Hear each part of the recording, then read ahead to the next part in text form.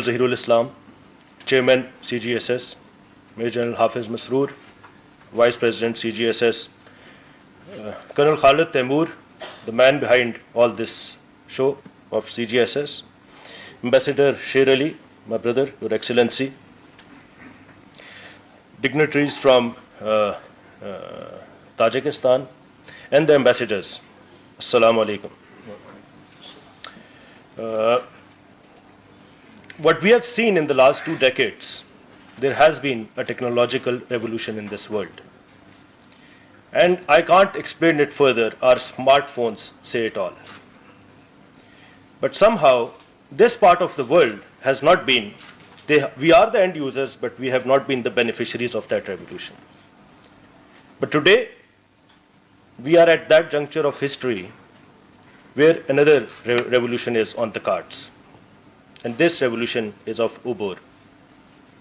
And inshallah, we are in a position, not only Pakistan, but in this region, we are in a position to be the beneficiaries of that revolution. So we all know about China's One Belt, One Road initiative, so I will not be explaining that further. But I will focus on the part of this initiative that concerns Central Asian republics and in specific Tajikistan. Tajikistan and Pakistan, the brotherly countries, how can we, synchronize, integrate, and get the maximum from what I've just said? Next. We as people have strong ties, we share same religion, and the history starts from the Mughal Empire. In 2017, it was 25 years of our relationship. But what we have achieved is nothing. We have done bad on the achievement. There have been a lot of MOUs, but the results are, till 2016, the combined trade between Pakistan and cars was $87 million only. But it is heartening to know that we are still, we have just signed MOUs worth $500 million. Yes, again, we all know that the major hurdle between cars and Pakistan has been the unstable Afghanistan, but how long can we let it be? We really need to see that. A heartening thing, CASA 1000 project, which again is somehow dependent on Afghanistan, but that will be something, a game changer. Next. We need to realize that UBOR and CPEC initiatives are so large and so unprecedented that it would be a shame if our countries do not get themselves ready to take the advantage. And in this connection, we must look at direct connectivity with Tajikistan, even via Wakhan corridor. Trade is very important. We as countries have a major poverty. A lot of our population is living beyond the poverty line. So trade, economics will be the key. Trade and economics will be the key for Southeast Asia. This century is of trade and economics. Next. Now I will come directly to what we brotherly countries as Tajikistan and Pakistan immediately do. What we as Pakistan can offer and what are the potentials and the potential areas of Tajikistan. So while in Pakistan there has been a major transformation since 1990s. And the 4 areas which are of relevance here and I would like to further elaborate upon. Number 1 is the banking sector, reforms that we have done very successfully, the public sector reforms, worker remittance, the expatriate home remittance. Pakistan is one of the top countries who have done really well in that. And the last one is the special economic zones, which will be there very soon in the CPEC. Next, this is just a comparison between the 2 countries. What we see is Tajikistan has a population of about 8.7 million. We are over 200 million, with a per capita of about 800 billion, and we are just crossing $1,500. For my visiting dignitaries, I would like to mention this. We are the 42nd largest economy of the world, with a $300 billion economy, GDP size. And the way things are, in the next 15 years, the progression will be very smooth, inshallah. We are supposed to be amongst the top 20 economies of the world by 2035 to 2040. Next. When we look at Tajikistan, as my other brothers previously just said, you have a great hydroelectric potential. You are rich with the wealth of minerals, especially aluminium and cotton. And now China is there to help you on the financial sector. There are certain weaknesses, or I would say every weakness has an opportunity. You are in the phase of looking for banking reforms, increasing your foreign exchange reserves, and there is a lot of dependence on remittances of expatriate workers. So going forward, I will just tell you how we can, help you in that. This is the World Bank report. If we look at Tajikistan, the growth is below potential, and it is a lot more dependent on the public debt and public investment. And you are in the midst of banking sector reforms. The growth which has come down, mainly it is owed to the weak performance of the banking sector. And you will be surprised that almost 7% of the GDP went into the banking sector bailouts.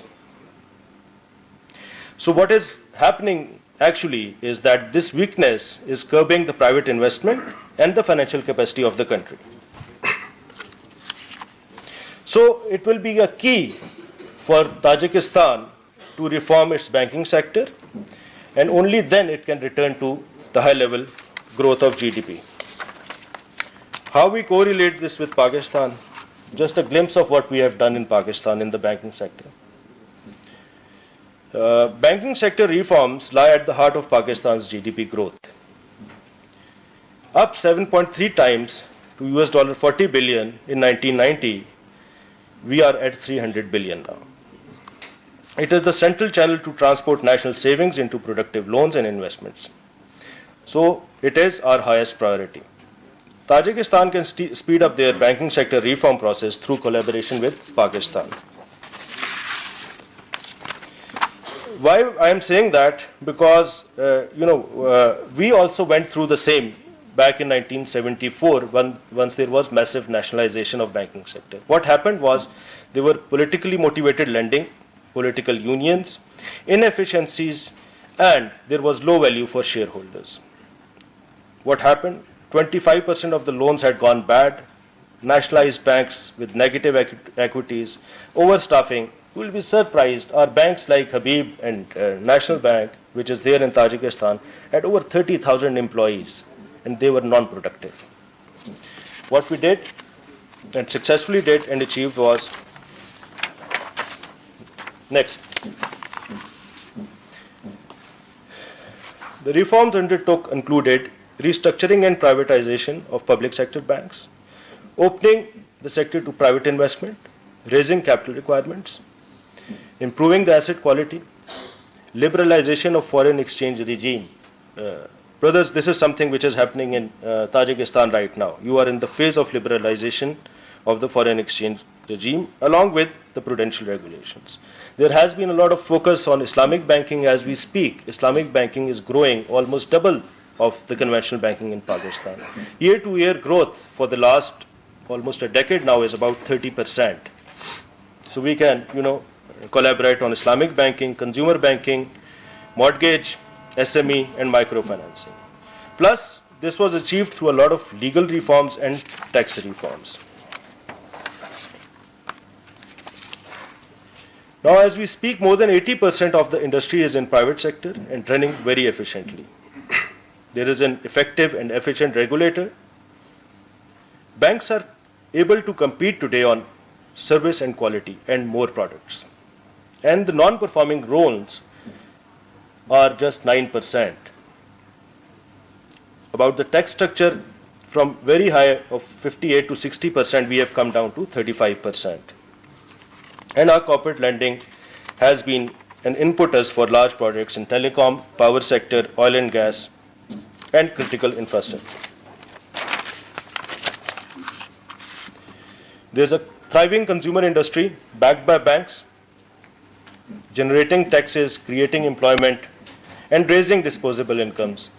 And we are financing consumer at the level of TVs, refrigerators, cars, and trucks. Islamic banking, I said earlier, is about, as we speak, about 16% of the total banking sector, and SME is the key area where we are doing well, along with microfinance. Next area where we can really collaborate is the remittances. Remittances from labor migrants are a major source of income for some Central Asian republics, and this is true for Tajikistan also. And the surprising fact is they contribute as much as 30% of their GDP. The Russian Federation and Kazakhstan are the main hosts. So, while studying Tajikistan, what we see is there is an increasing current account deficit despite an increase in worker remittances. But this shall again remain a key area for you in 2018. While recovery in Russia provides support for household consumption through remittances from expats, which represents about 1/3 of GDP, non-member of Eurasian Economic Union will continue to limit the movement of Tajik workers into Russia. Given this reliance on workers' remittances, Pakistan again can really share its experience and transfer the experience that we have. What we have done in Pakistan. Pakistan has always had a large expat population. However, we were not able to take the advantage of this great asset that we had abroad. Pakistan Remittance Initiative, which we call PRI, was launched by State Bank of Pakistan, Ministries of Overseas Pakistanis, and Ministry of Finance, with complete ownership of banking sector, and the results are amazing. As per World Bank, remittances to Pakistan rose to a CAGR of 12.7% from 2019 to 2016. Prior to PRI initiative, the remittances were only 6.5 remittance. Where I started saying that you also face the same current account deficit and the trade deficit problems, this is a great support that Pakistan has on its budget every year. What happened here? We changed the dynamics. We took the ownership and we turned it around. We involved the banking sector. Prior to involvement and the reformation, it used to take 7 to 10 days for a remittance to reach the family or the home country. Now we are talking about less than 24 hours. PRI is encouraging banks in Pakistan to enhance their outreach worldwide through new remittances, specific related arrangements with global players. So we are ready to pass on this to Tajikistan. Next is the SOEs, the public sector enterprises, state-owned enterprises. Post-nationalization, this was a major problem for us. We are still facing the same with 2 or 3 organizations like PIA and Steel Mill. But mostly all those state-owned enterprises which went through reform are doing really well in Pakistan. So the concept is you have to initiate a holding company. All state-owned enterprises embarked for reform and sale are to be put under this holding company. Government support has to be pushed out. It has to have a very effective private sector management, managed again and oversaw by an independent board of directors. Manage them as business enterprises with specific stringent budgets and a specific reward system for performance. We can share this with you also. Last but not the least,